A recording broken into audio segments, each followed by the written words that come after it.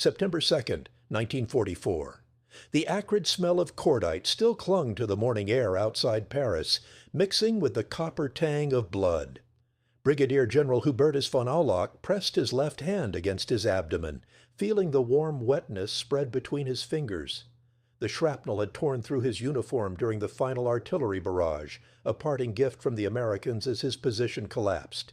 He'd commanded fortresses before, held them until ordered otherwise. But this time there would be no Iron Cross ceremony, no triumphant return to Berlin. Only this, the rough hands of American soldiers lifting him onto a stretcher, and the shocking realization that he was about to become a prisoner of an enemy he'd been taught to despise as racially inferior.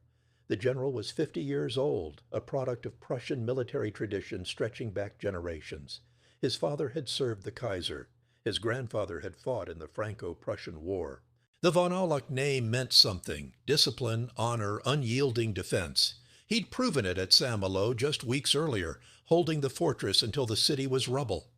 Now, bleeding in the back of an American truck as it bounced toward Mons, Belgium, he found himself thinking about the propaganda films he'd watched in officers' clubs. The Americans, they'd been told, were soft. A mongrel nation of inferior races. Jazz corrupted. Materially wealthy but spiritually bankrupt.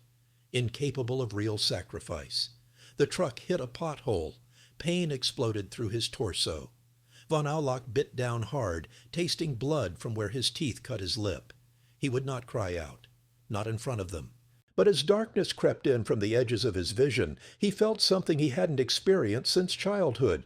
The cold, absolute certainty of his own death approaching.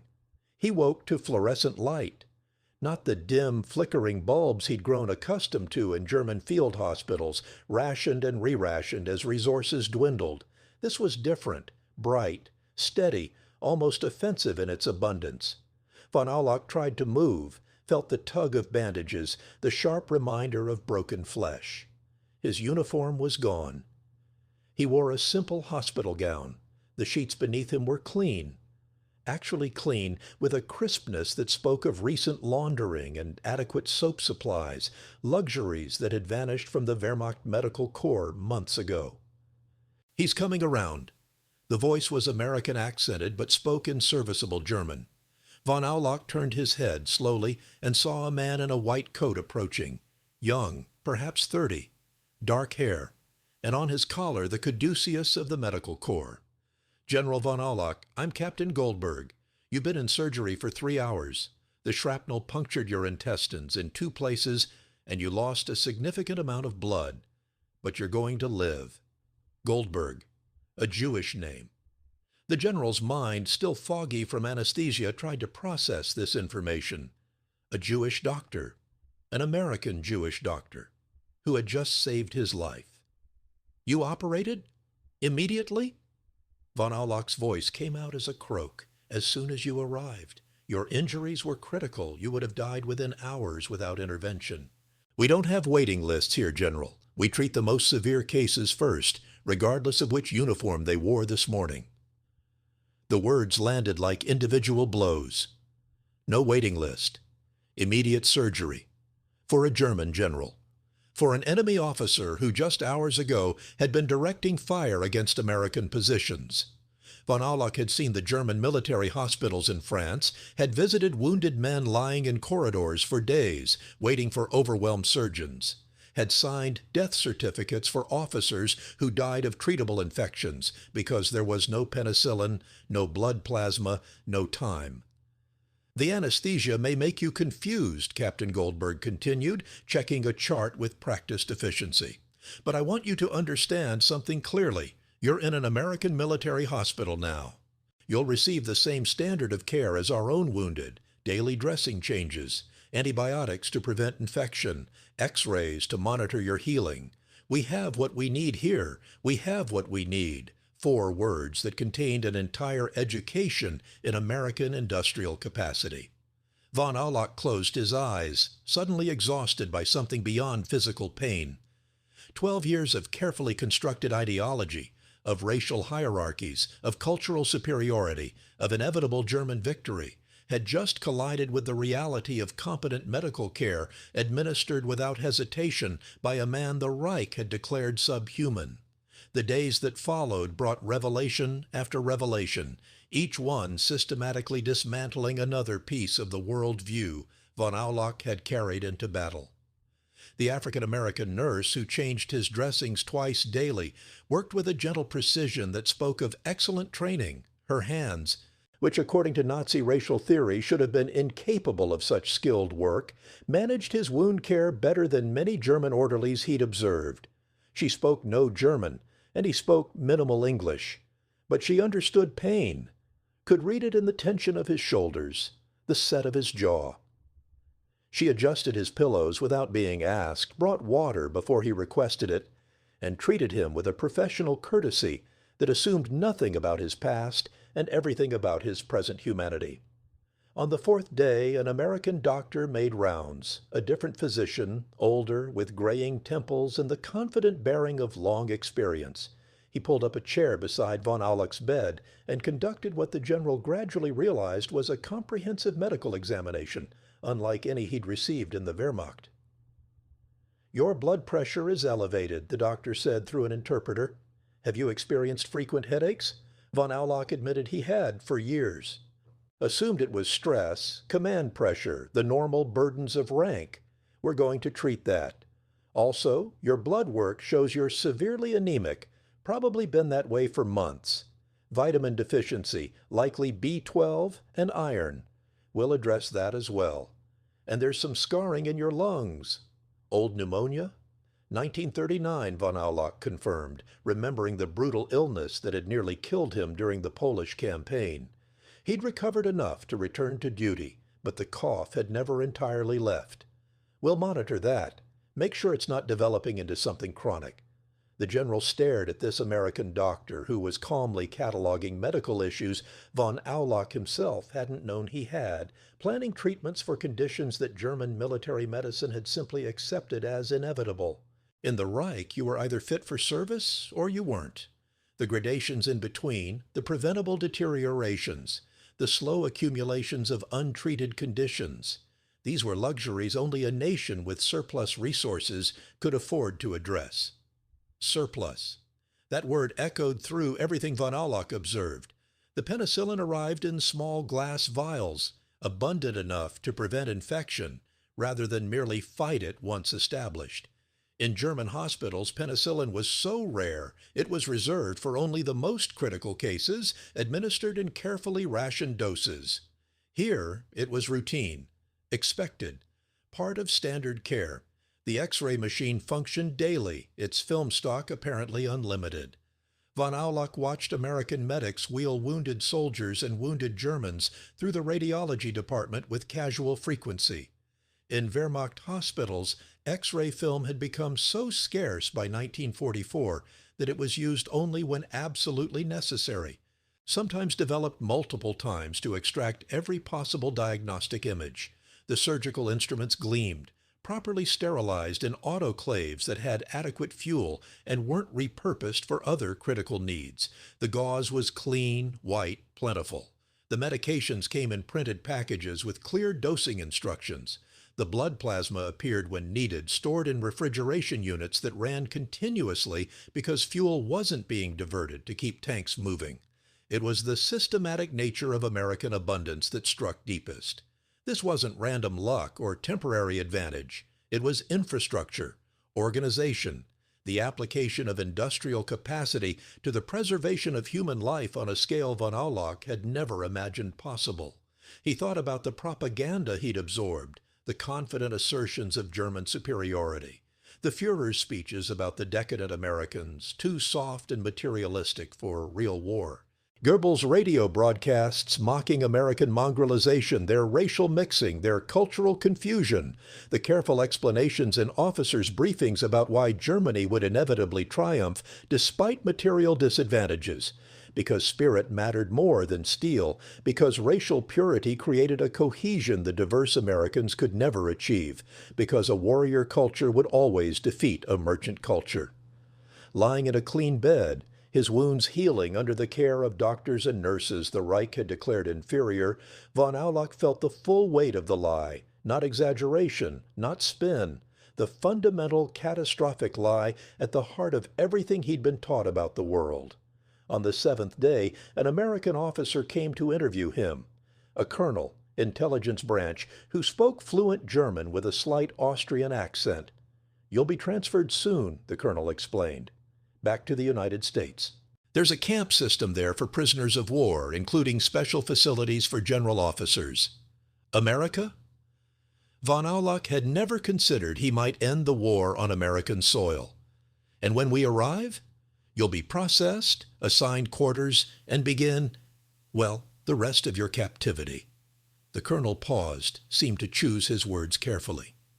"General, I won't lie to you. You're going to see things that will challenge everything you've been told about my country. You'll be treated in accordance with the Geneva Convention. Actually, you'll probably be treated better than those standards require. The American people don't make much distinction between our prisoners and our own troops when it comes to basic human dignity. This troubles some of your fellow officers. They find it disorienting. Disorienting, a diplomatic word for the cognitive earthquake von Aulock was already experiencing. The transfer came in early September. Von Aulock, still recovering but stable enough to travel, was loaded onto a transport ship with other high-ranking German prisoners. The Atlantic crossing took 2 weeks, 2 weeks during which he spoke with other captured Wehrmacht officers, compared notes, and discovered his experience was not unique. Colonel Hans von Luck, a decorated panzer commander, had been fed 3 meals a day in American captivity, actual meals, with protein and vegetables and bread that wasn't sawdust extended. "They gave us portions," he said quietly, "that exceeded what I was feeding my own troops in the field before my capture. And they're under-rationing themselves. I've read their newspapers, meat, sugar, gasoline, all rationed for civilians. But we eat better than we did commanding German units. Major Friedrich Lang had received dental care, 3 cavities filled, 1 tooth extracted properly, with anesthetic. The American dentist explained the procedure to me beforehand, asked if I had questions, as if my comfort mattered. His voice carried wonder and shame in equal measure. Captain Werner Schmidt had been given books from their camp library. I'm reading Hemingway in English. They have language instructors to help us learn. The library has thousands of volumes, thousands, in a prison camp." They compared these observations in hushed tones, afraid to speak too loudly, as if acknowledging the reality might somehow make them complicit in their nation's defeat. But the evidence accumulated, undeniable and overwhelming. The ship docked in Norfolk, Virginia on September 23, 1944. Von Aulock's first sight of America was industrial docks stretching for miles, cranes moving with mechanical efficiency, warehouses that seemed to have no end, ships everywhere. Materials stacked in quantities that made German logistics look like amateur hour. This was the arsenal of democracy, and seeing it firsthand was like reading your own death warrant. How had Germany ever imagined it could win a war against this? The train journey to Mississippi took 3 days. Von Aulock pressed his face to the window, watching America scroll past. Farmland so vast it disappeared into the horizon. Towns with paved streets and electric lights in every home. Factories running 24-hour shifts, their smokestacks visible for miles. The abundance wasn't concentrated in cities. It was everywhere. The infrastructure ran deep into small towns that would have been considered prosperous regional centers in Germany. They passed freight trains moving in the opposite direction, loaded with military equipment, tanks, artillery, trucks. Just hundreds of them moving in a single train. Von Aulock had commanded forces that would have celebrated receiving 1/10 of what he saw passing by in an afternoon of American rail traffic. Camp Clinton, Mississippi. The facility that would house him and 24 other German generals sat in the pine forest of the American South, surrounded by land so rich it grew crops the Wehrmacht could only dream of accessing. The camp itself was revelation and humiliation in equal measure. Individual beds, not straw pallets on floors. Not triple-bunked sleeping arrangements, individual beds with actual mattresses, springs, sheets, and blankets that were changed weekly. Von Aulock sat on his bed that first evening and pressed his hand against the mattress, feeling its give, its relative comfort. He'd slept on worse in his own home in Germany during the last winter of peace. The bathroom facilities were American standard, flush toilets, running hot water, showers that worked daily because fuel and water weren't rationed. Von Aulock had grown up in a cold apartment in Potsdam, bathing weekly in heated water his mother had to carry upstairs. The casual abundance of hot water on demand for prisoners spoke to resource allocation so fundamentally different from German experience that it seemed almost decadent. But it wasn't decadence. It was simply American normal. The recreation hall contained table tennis equipment, musical instruments, shelves of books in German and English. There was a piano, an actual piano for prisoners to play, sports equipment for volleyball, soccer, basketball. The Americans seemed to operate on the assumption that idle men became difficult men, so they provided activities, not as reward for good behavior, not as privilege to be earned, just as baseline human requirement. "It's a golden cage," observed General Franz von Roches, who'd commanded the rear areas in the Soviet Union. "They're killing us with kindness." But von Aulock, watching the casual efficiency of the American Guards, the systematic organization of the camp, understood it differently. This wasn't kindness. This was capacity. America could afford to treat prisoners well because it had the resources to do so without meaningful sacrifice. The food, the facilities, the medical care, these were rounding errors in the American war economy, providing them cost less than the administrative effort of denying them. The food. Dear God, the food. Von Aulock had spent the war years under Wehrmacht rations, adequate for an army, but hardly abundant. Officers ate better than enlisted men, but by 1944, even officer meals had become sparse affairs, stretched thin by supply line disruptions and general scarcity. In Camp Clinton, prisoners received meals that would have been considered generous in peacetime Germany. Breakfast might include eggs, bacon, bread with butter, coffee with real sugar. Lunch brought meat, vegetables, potatoes, or rice, sometimes dessert. Dinner varied but maintained the same abundance. The quality was American. Unsophisticated by European standards, perhaps, but plentiful and nutritious. And the portions were larger than what many of the prisoners had known growing up in Germany, where food scarcity had been a fact of life since the Great War. A Swiss inspector from the International Committee of the Red Cross visited in August of 1945. Von Aulock watched him tour the facilities, interview prisoners, examine the kitchens. The inspector's report would later note that conditions exceed not only the requirements of the Geneva Convention, but also exceed the living conditions that many of these people knew in Germany. That sentence haunted von Aulock. He read it multiple times after the war in the published compilations of inspection reports. Exceed the living conditions many knew in Germany. It was true, humiliatingly, undeniably true. As a general, as a member of the Prussian officer class, von Aulock had lived well by German standards. But well by German standards and American standard were revealed to be vastly different things. The cognitive dissonance became unbearable at times. How could the inferior race provide superior conditions? How could the mongrelized nation demonstrate greater organizational capacity? How could the spiritually bankrupt culture show more practical concern for human dignity? The answer, von Aulock slowly realized, was that the questions themselves were wrong. The categories were wrong. The entire framework of understanding that had been built into him through years of Nazi education was fundamentally catastrophically incorrect. He watched African American guards conduct their duties with professional competence, watched Jewish administrators manage camp logistics with efficient precision, watched the ethnic mixture of American personnel work together without the racial hierarchy Nazi theory insisted was necessary for functional civilization. And it worked. It worked better than the racially pure Wehrmacht had ever functioned, even in Germany's years of victory. The prisoners were allowed newspapers, American newspapers, uncensored except for purely military information.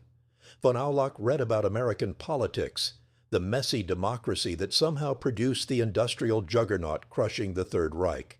He read about labor disputes, partisan conflicts, civil rights tensions. The Americans didn't hide their social problems. They argued about them publicly, loudly, in print for everyone to see.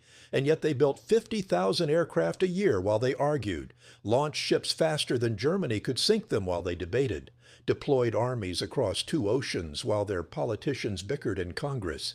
The disorder was real, but it wasn't weakness. It was vitality.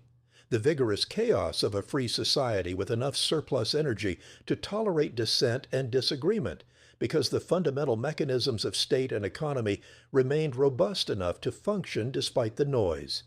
Some prisoners clung to Nazi ideology, insisted this was temporary, that secret weapons would turn the tide, that the Führer had a plan. Von Aulock watched these men with something between pity and recognition. He'd been them once. Believed with absolute certainty in German superiority, in the destiny of the Reich, in the inevitable triumph of will over materiel. But will didn't manufacture penicillin. Destiny didn't forge tank treads.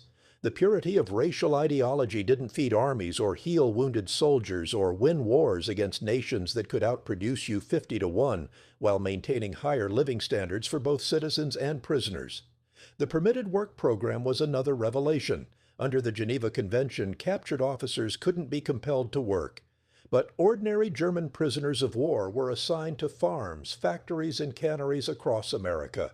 Von Aulock learned about this through conversations with guards and through prisoners who'd been transferred from other camps.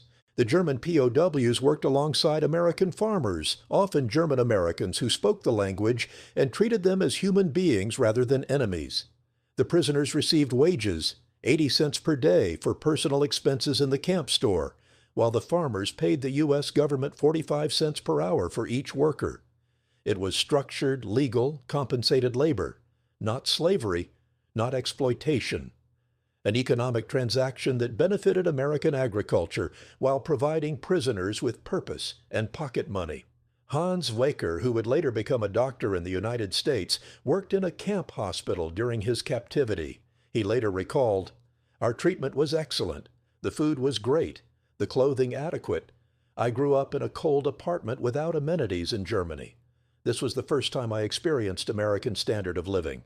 Von Aulock heard dozens of similar testimonies. German masons built structures that still stood decades later, garages, storage buildings, camp facilities, and took pride in the craftsmanship even though the work was done in captivity. Prisoners who'd never had enough to eat suddenly found themselves well-fed.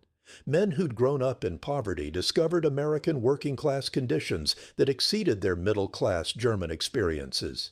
The forbidden thought crept in slowly, resistible at first, then overwhelming. What if we fought for the wrong side? Not just militarily wrong, not just strategically mistaken, but morally, fundamentally, catastrophically wrong. What if the racial ideology was evil nonsense? What if the Führer was a madman leading Germany to deserve destruction? What if everything had been a monstrous lie? Von Aulock grappled with this in the privacy of his own mind. He couldn't speak it aloud, not even to fellow prisoners he trusted. Some thoughts were too dangerous, too destabilizing. To admit the full scope of the lie was to admit complicity in monstrous crimes. To acknowledge that the Americans were right was to acknowledge that Germany had become something unspeakable. But the evidence surrounded him daily, irrefutable and mundane. The kindness of guards who had no reason to be kind. The abundance of a nation that fed its prisoners better than Germany fed its soldiers. The medical care that saved enemy lives with the same commitment as Allied lives. The rule of law that protected prisoners from abuse even when revenge would have been understandable. In December of 1948, after more than 4 years in American captivity, Hubertus von Aulock was released. He returned to Germany, to a Germany that had been burned, divided, occupied, and fundamentally transformed. The Reich that had promised 1,000 years had lasted 12. The ideology that had claimed absolute truth was revealed as absolute horror. Von Aulock settled in Norderstedt in what would become West Germany. He lived quietly, refusing interviews, declining to write memoirs. What could he say? How could he explain what he'd learned in American captivity without condemning everything he'd believed, everyone he'd served with, perhaps even himself? But he told his family in private conversations late at night, told them about the Jewish doctor who saved his life, about the African-American nurse who dressed his wounds with gentle competence, about the abundance of a nation he'd been taught to despise, about the treatment that exceeded the Geneva Convention, exceeded German peacetime standards, exceeded what any reasonable person could have expected from a victorious enemy. They valued human life, he would say, searching for words to capture what he'd experienced. Not just American life, not just Allied life, human life. Mine included, even though hours before I'd been trying to kill them. That's not weakness. That's not decadence. That's strength of a kind we never understood. He died on January 18, 1979, at the age of 87. He'd lived long enough to see West Germany become prosperous, democratic, and allied with the United States that had once imprisoned him. Long enough to see American military bases on German soil, protecting a nation from the Soviet system that had claimed to liberate it. Long enough to understand that the outcome of the war, however devastating to German pride, had been humanity's narrow escape from darkness. His experience was replicated hundreds of thousands of times across American prisoner of war camps. Of more than 400,000 German prisoners held in the United States, fewer than 1% attempted escape, and most were quickly recaptured. The low escape rate wasn't just about geography or security. It was about the calculation that life as a prisoner in America was safer, better fed, and more humane than life as a fugitive or life in the collapsing Third Reich. The systematic good treatment of German prisoners was partially pragmatic. Well-treated prisoners were easier to manage, less likely to cause trouble, more willing to work in labor programs. But it was also ideological in the deepest sense. It reflected American assumptions about human dignity, rule of law, and the binding nature of international agreements. The Geneva Convention was followed not just when convenient, but as principle, even when the enemy had violated it systematically on other fronts. This created the paradox that German prisoners in America often lived better than American civilians in some respects, and certainly better than German civilians enduring Allied bombing. The paradox troubled some Americans, who questioned why enemies deserved good treatment when their own people sacrificed. But the policy held because it represented American identity, a nation of laws, not revenge, a society that could afford generosity because its fundamental strength was never in doubt. For von Aulock and men like him, this was the deepest lesson of captivity. Not that Germany lost the war, that was obvious on any battlefield by 1944, but that Germany had been wrong about everything, wrong about race, wrong about strength, wrong about what makes a nation great, wrong about the very nature of civilization. The propaganda had promised that German spirit would overcome American materialism. Instead, American material abundance revealed itself as the foundation for treating humans as humans, for maintaining dignity even in war, for building a society wealthy enough to be generous to its enemies.